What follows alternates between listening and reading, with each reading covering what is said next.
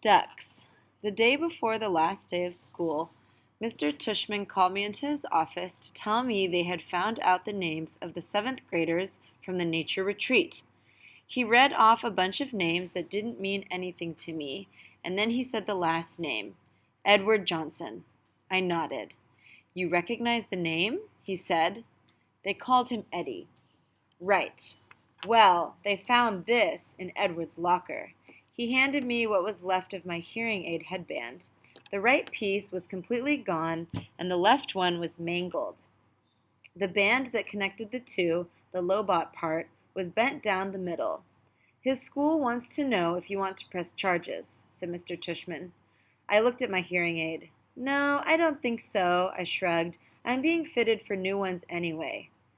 Why don't you talk about it with your parents tonight? I'll call your mom tomorrow to talk about it with her too. Would they go to jail? I asked. No, not jail, but they'd probably go to juvie court, and maybe they'll learn a lesson that way.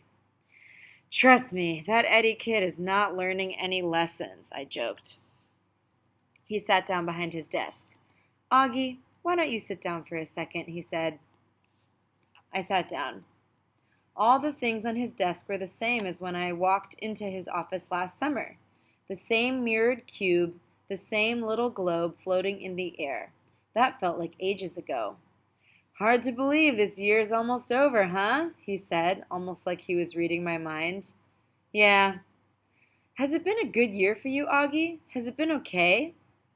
Yeah, it's been good, I nodded. I know academically it's been a great year for you. You're one of our top students. Congrats on the high honor roll. Thanks. Yeah, that's cool. But I know it's had its share of ups and downs, he said, raising his eyebrows. Certainly, that night at the nature reserve was one of the low points. Yeah, I nodded, but it was also kind of good, too. In what way? Well, you know how people stood up for me and stuff. That's pretty wonderful, he said, smiling. Yeah. I know in school things got a little hairy with Julian at times. I have to admit, he surprised me with that one. You know about that stuff? I asked him. Middle school directors have a way of knowing about a lot of stuff. Do you have, security cameras in the hallways? I joked. And microphones everywhere, he laughed. No, seriously?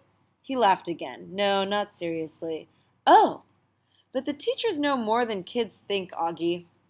I wish you and Jack had come to me about the mean notes that were left in your lockers. How do you know about that? I'm telling you, middle school directors know all. It wasn't that big a deal, I answered, and we wrote notes too. He smiled. I don't know if it's public yet, he said, though it will be soon anyway, but Julian Albans is not coming back to Beecher Prep next year. What? I said. I honestly couldn't hide how surprised I was. His parents don't think Beecher Prep is a good fit for him, Mr. Tushman continued, raising his shoulders. Wow, that's big news, I said. Yeah, I thought you should know. Then suddenly I noticed that the pumpkin portrait that used to be behind his desk was gone, and my drawing, my self-portrait as an animal that I drew for the New Year art show, was now framed and hanging behind his desk. Hey, that's mine, I pointed. Mr. Tushman looked around like he didn't know what I was talking about. Oh, that's right, he said, tapping his forehead. I've been meaning to show you this for months now. My self-portrait as a duck, I nodded. I love this piece, Augie, he said. When your art teacher showed it to me, I asked her if I could keep it for my wall. I hope that's okay with you. Oh, yeah, sure. What happened to the pumpkin portrait? Right behind you. Oh, yeah, nice. I've been meaning to ask you this as I hung this up, he said, looking at it. Why did you choose to represent yourself as a duck? What do you mean? I answered. That was the assignment. Yes, but why a duck? He said. Is it safe to assume that it was because of the story of the, duckling that turns into a swan? No, I laughed, shaking my head. I think it's because I look like a duck. Oh, said Mr. Tushman, his eyes opening wide. He started laughing. Really? Huh. Here I was looking for symbolism and metaphors, and, sometimes a duck is just a duck.